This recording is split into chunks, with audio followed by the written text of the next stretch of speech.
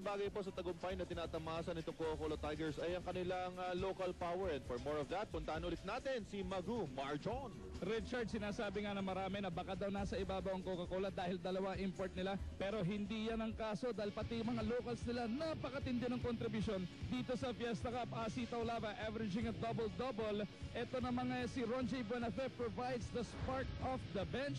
At pati si Mark Macapagal na pumuputok ngayong fourth quarter, grabe rin, shooting 46% from beyond the arc. Outside shooting naman ang kanyang role. Sinabi nga ni Assistant Coach Boy Victoria, it's more of the system and everybody on the team accepting the roles. This is why there is success nowadays here at Coca-Cola. Back to you guys. Alright, so yun po yung mga contributions ng mga locals, which is being overshadowed nga by the fact na dalawa yung import nitong Coca-Cola. But well, the imports naman ng Coca-Cola, it has only been Jason Dixon has been dominant. He's the leading scorer in the league right now. Pero yung mga kapartner naman niya, it's not really heavy scorers. At ito si Jason Dixon, only 26, if we're not mistaken.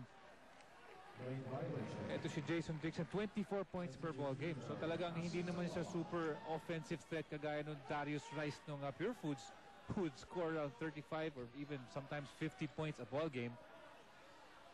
That's right. And, you know, with a lineup, a local lineup of a Coca-Cola, you don't need an import who's really dominant, no? Na overshadow yung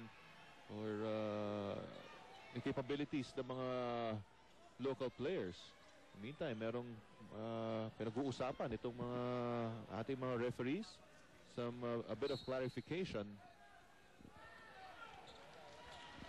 So isa lang ang counted dun sa free throw na yon. Na lane violation. So balik ang bola dito sa Pure Foods TJ Giants. Gahabol po sila ng 6 na puntos.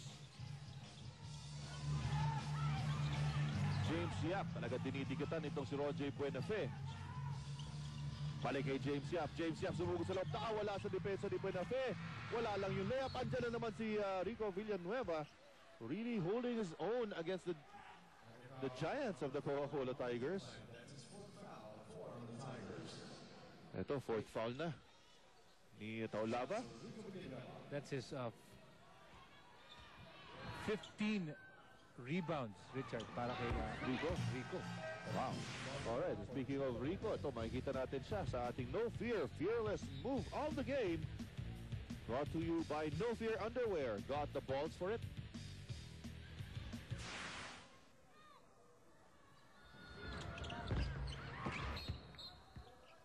Oh, may loose ball foul.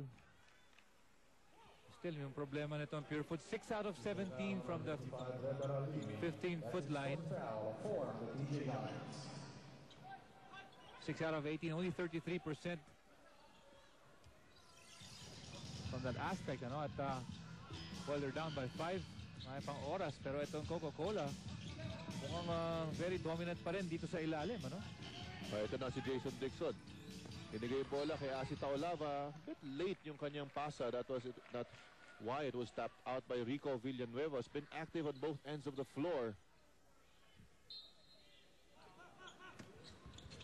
Ito si Macapagal. Mainit na mainit dito sa ating fourth quarter. Balik muna kay Taulava against Villanueva. Taulava turns around. Cross-court pass. Deflected by Roger Yap. They have 4 seconds remaining sa kanilang shot clock. Alam mo, maganda yung ginagawa ng TJ Giants. Hindi talaga nagko-commit dun sa double team, because ma-open nga yung mga shooters, lalo na yung mainit na Mark Macapagal. So what they're doing is they're just showing that they're going to double team until the offensive threat will pick up the ball, tsaka sila bibitaw. Ito na si Taulava. 2 seconds to shoot. And Jason Dixon beating the shot clock. He has 24 points in a ball game. So kuha na niya kanyang average.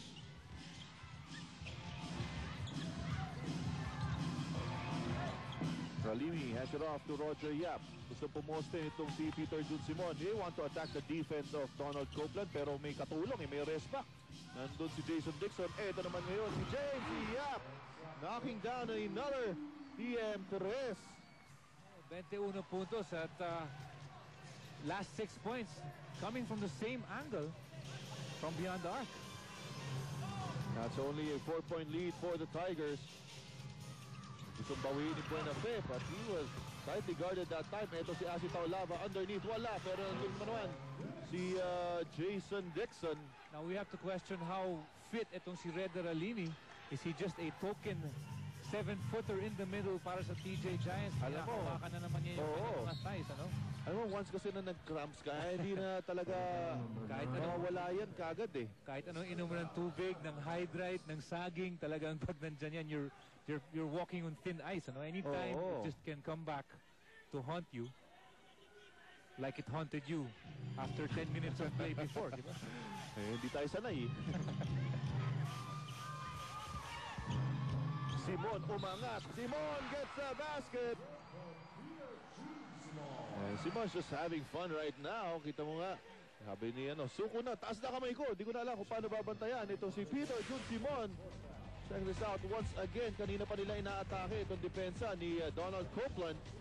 But the foul will not come from Donald Copeland. It's going to come from Ron J. Buenafe. Talk about a good season para dito sa batang ito si ito si PJ Simon. Playing only 19 minutes and scoring 11 points a ball game. We have dubbed him as the super sub. Was the all-time best player of the All-Star game, the most recent, ano? At ito pa, unforced turnover on the part of the Coca-Cola Tigers. At ito, binubuhay na naman nila itong Pure Foods TJ Giants. Take a look at this again. Not able to handle the leather. Itong si Donald Copeland. Tama yung obserbasyon mo, no? Inaatake talaga nila yung depensa nito si Copeland. Ito ba si Kirby Raimundo? Kirby Raimundo wala pa rin.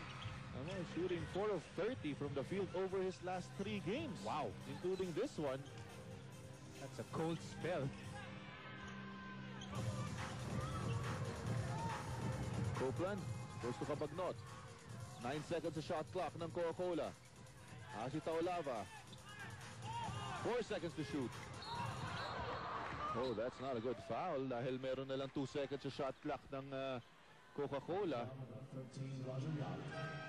Natawagan sa mundot pa itong si Roger Yap. That's a second foul on Roger Yap. Going back to Kirby Raimundo, if he cannot really contribute sa scoring, kailangan ma-contain niya itong mga big men at least, and get some rebounds, get some assists, at least be a factor to contend with kahit kung hindi lang sa scoring. As we said earlier, they keep on going dito kay Jason Dixon. And that's why ito si Nick Velasco had a good position underneath the basket dahil na-attract ni Dixon yung mga defenders. James Yap, talagang sobrang dikit na itong bantay dito kay James Yap. James Yap, nakawala pa rin with that sidestepping move. He gets the basket. You wonder how he can get free. This is James Yap. Watch this again. Ito yung depensa ni Macapagal will be tested. James Yap is not the quickest of players, pero malalaki yung hakbang niya eh. Kaya yung isang hakbang lang ni James Yap, nandun na siya to the place where he wants to be. And to add to that, magaling pa mag-finish at saka yung balance niya, superstar. And he completes a 3-point play. 24 points para dito kay James Yap. At talagang siya yung nangunguna para dito sa Pure Foods TJ Giants here in the 4th quarter. At muli na lang pong humahabol ang Pure Foods. They're only down by 2, 88-86.